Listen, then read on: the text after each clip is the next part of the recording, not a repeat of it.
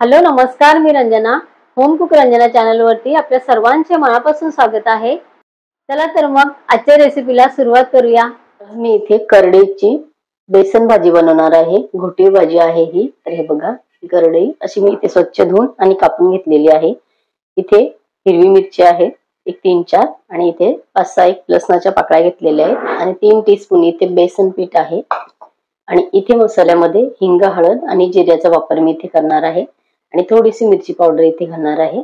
तर आपल्याला ही घोटी भाजी कशी बनवायची ते बघूया. आणि ह्याबरोबर मस्त गरमागरम ज्वारीची भाकरी करणार आहे. अतिशय छान ही भाजी बेसनामध्ये होते. तर चला बघूया, आपण ही भाजी बनवायला सुरुवात करूया.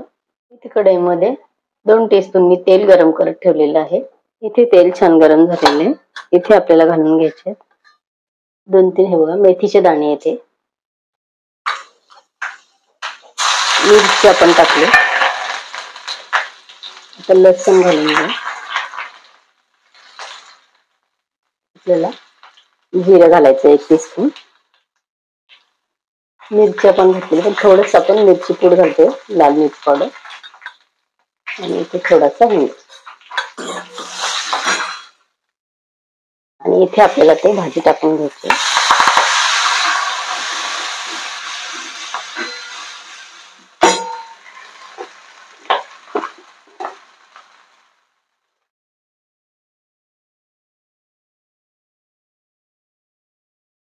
एकीकडे आपण भाजी फोडणीला घातलेली आहे आणि इथे आता आपल्याला थोडस घालायचं आहे पाणी.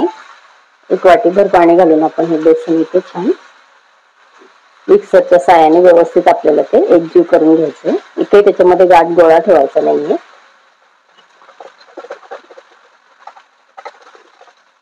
इथे आपलं बेसन हवं एकजीव छान. इथे आपण मिक्स करून घेतलेलं आहे.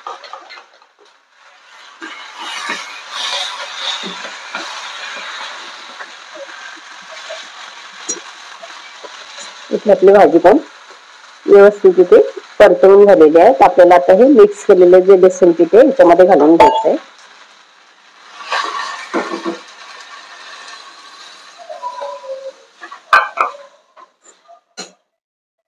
थोडस पाणी घालून अजून आपण हे पाणी इथे घालून घेऊ.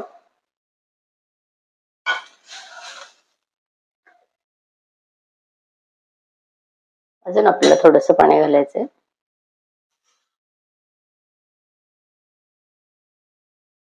ही घट्ट झाली. आपण याच्यामध्ये अजून पाणी घालणार आहोत. तर घट्ट कसं पाहिजे आपल्याला ही घोटी बेसन मधली भाजी, त्यानुसार तुम्ही पाणी घालायचं. तुम्हाला जर घट्टच खायचे असेल तर तुम्ही घट्टही नक्की खाऊ शकता.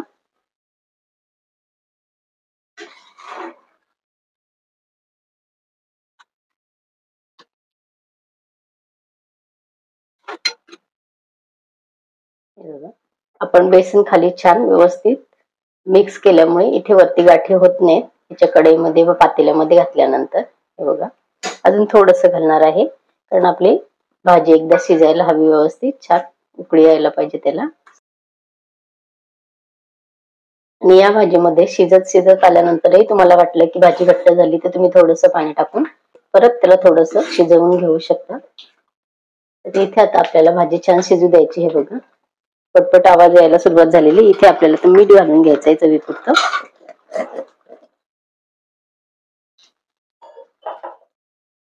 ही भाजी शिजायला अजिबात वेळ जास्त लागत नाही. अजून 1-2 मिनिट आपण ही भाजी शिजत लावू आणि नंतर आपण ज्वारीची भाकरी करायला घेऊया. इथे आपली संपूर्ण भाजी शिजेपर्यंत 1.5 ग्लास पाण्याचा वापर मी इथे केलेला आहे. तर तुम्ही तुमच्या आवडीप्रमाणे घट्ट किंवा पातळ ही भाजी करू शकता. करडईची घोटी भाजी आपली इथे बेसन मधली तयार झालेली आहे. आता आपण इथे ज्वारीची भाकरी करायला घेऊया. तवा ठेवलेला आहे ज्वारीची भाकरी बनवण्यासाठी. ते थोडंसं घालून घ्यायचंय पाणी. इथे आपण पीठ घेतलेलं आहे. 2 भाकरी होतील एवढं पीठ मी इथे घेतलेलं आहे. इथे पाणी इथे बघा गरम झालेलं आहे तव्याचं, ते थोडंसं मी इथे घालणार आहे आणि बाकी पाणी मी इथे साईडला भांड्यामध्ये टाकून घेणार आहे. थोडंसं गरम पाणी करून भाकरी केली तर अतिशय छान येते.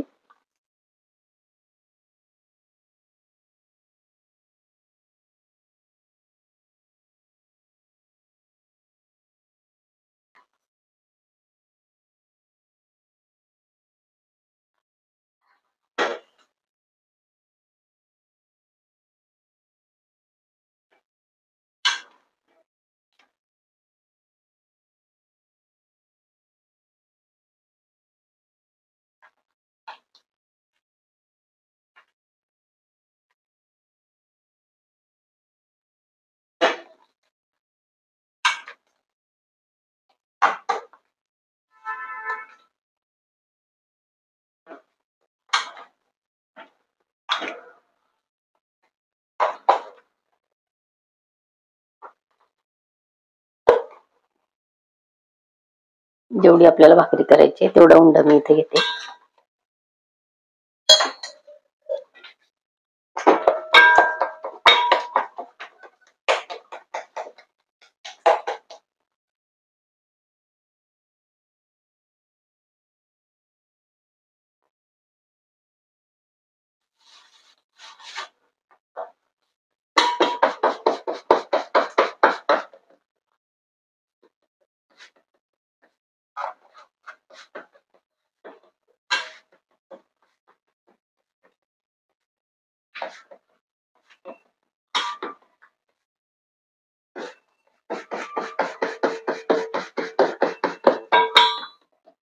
इकडे तवा पण आपला गरम झालेला आहे. इथे तवा गरम झालेला आहे.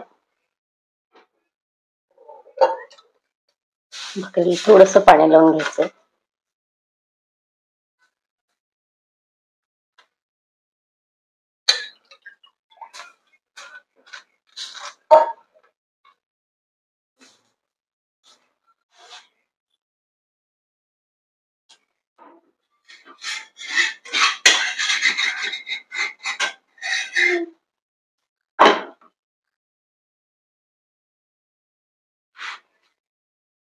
इथे एक साईडून आपली भाकरी छान भाजलेली आहे.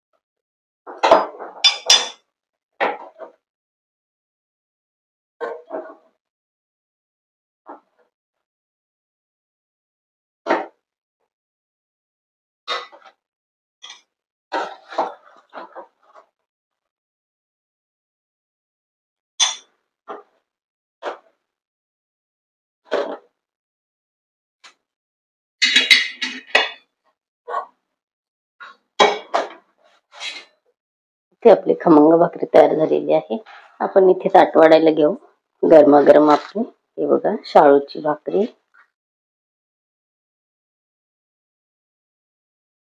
बेसन मध्ये बनवलेली करडीची भाजी,